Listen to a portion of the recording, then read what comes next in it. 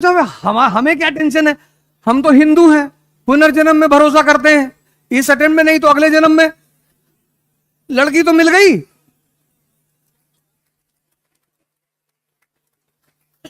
ऊर्जा है, इसीलिए इस देश में शिवलिंग को मंदिर में बनाया गया। उसके ऊपर कोबरा साहब, विज्ञान भैरव तंत्र एक किताब है, कभी तुम्हें मौका लगे जरूर पढ़ना। Conversion of energy. जो बच्चा है, बच्चा, वहां सेक्स हार्मोन एक्टिव नहीं है, इसलिए बच्चे की जो सबसे बड़ी तमन्ना है ना, वो है चॉकलेट। उससे बड़ी उसकी तमन्ना नहीं है, स्त्री उसकी तमन्ना नहीं है, पुरुष उसकी तमन्ना नहीं है, उसकी तमन्ना है चॉकलेट। फिर बुजुर्ग, उसकी तमन्ना बहुत है, ताकत नहीं है।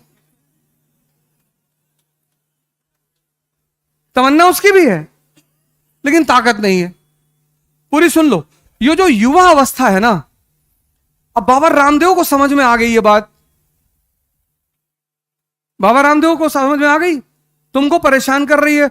उस आदमी ने ओवरकम कर लिया, 10,000 करोड़ का मालिक है। कपिल शर्मा के शो में आया था, किसी की हिम्मत नहीं पड़ रही थी उसके साथ एक्रोबेट तो एक्सरसाइज वगैरह करते हैं, किसी की हिम्मत नहीं पड़ रही थी उसके सामने परफॉर्म करने की। 10,000 करोड़। और कपिल शर्मा मुकेश अंबानी की बेटी की शादी में थाली उठाएंगे, बाबा रामदेव नहीं उठाएगा। मुकेश अंबानी की इतनी औकात नहीं है कि वो बाबा रामदेव से कहते कि मेरी बेटी की शादी में तुम थाली उठा लो, किसी गेस्ट को दे दो। मुकेश अंबानी की बेटी की शादी में एक बड़ी प्यारी घटना घटी। बॉलीवुड के जो कलाकार हैं उसको बुलाया उसने और कहा तुम लोग जितने भी गेस्ट आए हैं सबको सर्व करोगे। क्या संदेश दिया उस आदमी ने। पैसा होने से सब कुछ नहीं है, लेकिन यह बात वो सदगुरु से नहीं कह सकता था। ज्ञान सर्वोच्च है, तब भी था, आज भी है और कल भी रहेगा। वो बाबा रामदेव से मुकेश अंबानी नहीं कह सकते कि आप हमारे यहां गेस्टों का आदर करेंगे और उनको माला पहनाएंगे, उनको खाना सर्व करेंगे। नहीं नहीं नहीं, नहीं। क्योंकि शक्ति ही तो है। और अगर वो शक्ति, और वो शक्ति एक समय आएगा, इसलिए मैंने बड़े सारे वीडियोस डाले यूट्यूब पे कि कन्वर्जन, धर्म का जो सबसे बड़ा सिद्धांत है वो है कन्वर्जन, लेकिन एक है सूडो कन्वर्जन। खत्म, श्यामलाल बन गया शमशुद्दीन, नाम चेंज करने से थोड़ी कुछ होता है। श्यामलाल बन गया सैमुअल, लेकिन ये सूडो कन्वर्जन है। जो ओरिजिनल कन्वर्जन, अल्लामा इकबाल कहते हैं ना, कुछ बात है कि हस्ती मिटती नहीं हमारी।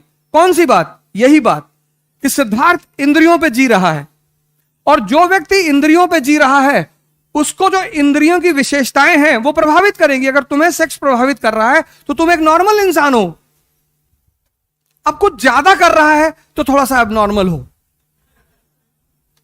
लेकिन अगर तुम्हें सेक्स प्रभावित कर रहा है तो तुम नॉर्मल इंसान हो। लेकिन इस देश ने एक समय पर आकर कह दिया कि सेक्स की कोई बात नहीं करेगा। जैसे इस देश में अगर तुम सेक्स पे बात करो तो लोग तुम्हें रोक देंगे तुरंत, भाई साहब प्लीज, गंदी बातें कर रहे, करने के लिए मरे जा रहे हो।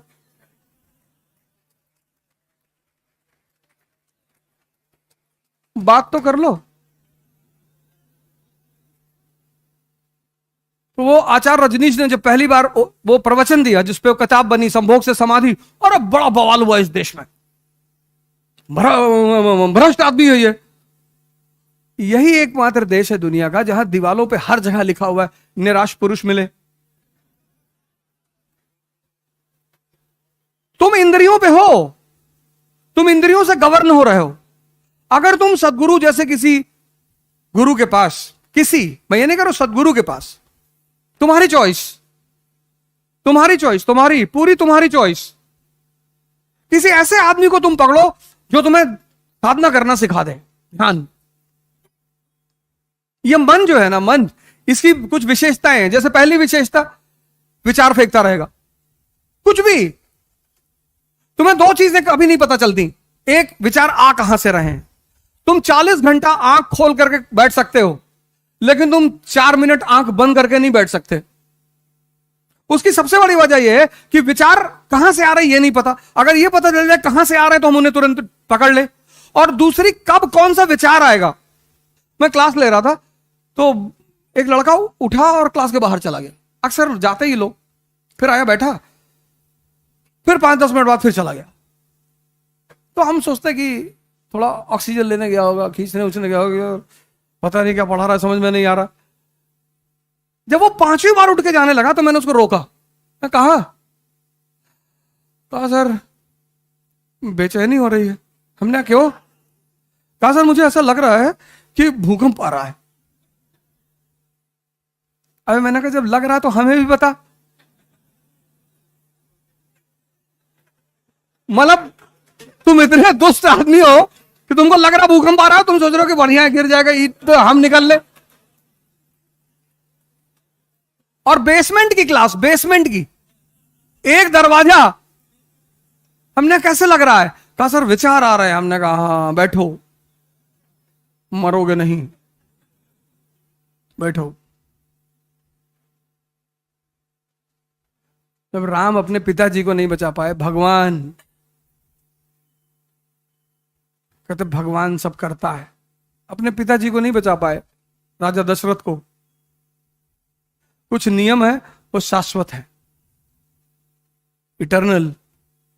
तुम्हें इसके लिए साधना करनी पड़ेगी।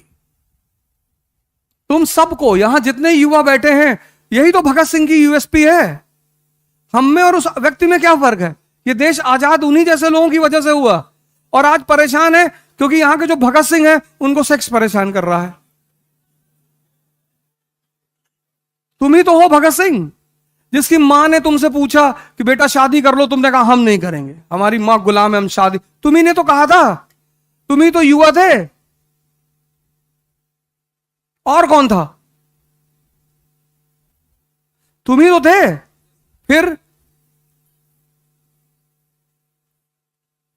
तुम ही थे जिसका 4 kg वेट बढ़ गया था मरने से पहले। तुम ही थे जिसने कहा था कि 15 पेज बचा उसको पढ़ लेने दो। और आज तुम कह रहे हो कि सेक्स परेशान कर रहा है। इसलिए ये देश परेशान हो रहा है क्योंकि यहां का युवा वो भटक गया, उसको रास्ता नहीं मिल पा रहा है। उस क्यों भटका? उसने जीवनियां पढ़नी छोड़ दी, उसने ऑटोबायोग्राफियां पढ़नी छोड़ दी। एक मेरे मित्र हैं, उनके भाई भतीजे राजेंद्र नगर में रहते थे, अब तो वापस घर चले गए। तो उन्होंने मुझसे कहा कि अवध यार जरा उसको पैसा दे दो कुछ। हम पैसा लगा नहीं पाए, कुछ दे दो। तो हम उनके कमरे पे गए पैसा देने के लिए। तो वो कुछ हल्दी और शहद वहद लगाया हुआ था चेहरे पे। तो हमने पूछा कि ये क्या है? कहा भैया चाचा वो हल्दी लगाए हैं, शहद लगाए हैं ना। क्यों? कहा कि इससे चमक आती है।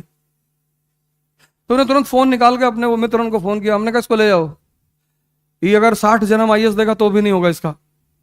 ऐसे क्या कह रहे हो यार? मैंने इसका बेसिक कॉन्सेप्ट नहीं क्लियर है।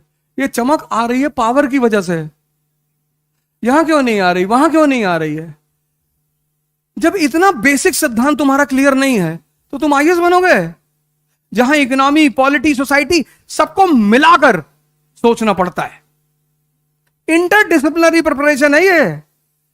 इस प्रिपरेशन की सबसे खास बात यह है इंटरडिसिप्लिनरी। तुम्हें इकोनॉमी समझ में नहीं आई, तुम्हें पॉलिटिक्स कभी नहीं आएगी, आएगी ही नहीं।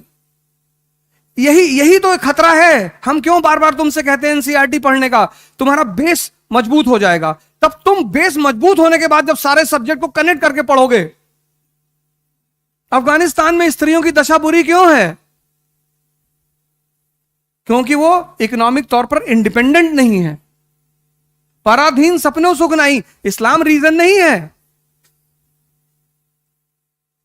इस प्रिपरेशन की सबसे अहम पहलू क्या है? इंटरडिसिप्लिनरी। यहां तुम सेग्रीगेट करके नहीं पढ़ सकते।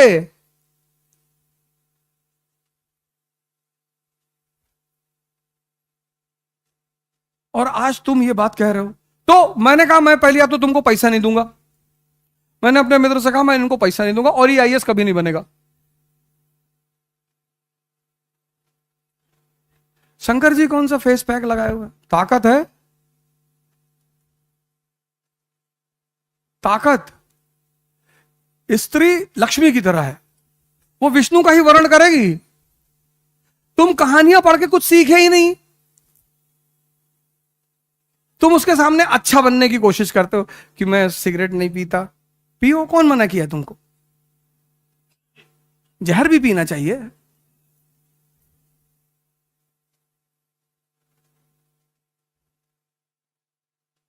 समुद्र मंथन से लक्ष्मी जी निकली, देवताओं और असुरों में झगड़ा हो गया, हम शादी करेंगे, हम शादी करेंगे। उन्होंने कहा लाइन से लगा बैठ जाओ, मैं डिसाइड करूंगी। स्त्री हमेशा डिसाइड करेगी। फिर जब दोनों लोग लाइन से डिसिप्लिन में बैठ गए, वो समझ गई पागल हैं। उसने दूर सागर में देखा एक आदमी शेषनाग पे लेटा। उसने कहा ये कौन है? बोले विष्णु है। बोले इसको पता है मैं बाहर आई हूं? बोले पता है। बोले फिर भी जाके उन्होंने उनको माला पहना दी। इनविंसिबल है ना ताकत। ये दोनों लोग देखते रह गए और माला ऐसे आदमी को पहना दी जो हमेशा लोड करके रखा हुआ है कि उल्टा सीधा बोले तुरंत डाल देंगे खटाक से।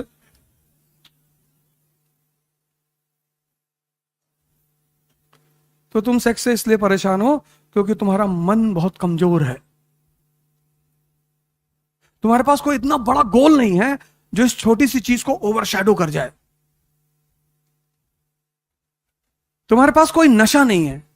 ये जो तुम शराब को नशा मानते हो, ये सबसे घटिया नशा है। पीते हो तो अच्छी बात है, कोई बात नहीं, लेकिन बाप के पैसे का कभी मत पीना।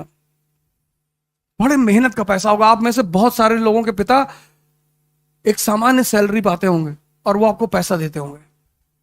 अपने पिता के पैसे को कभी इधर उधर मत करना।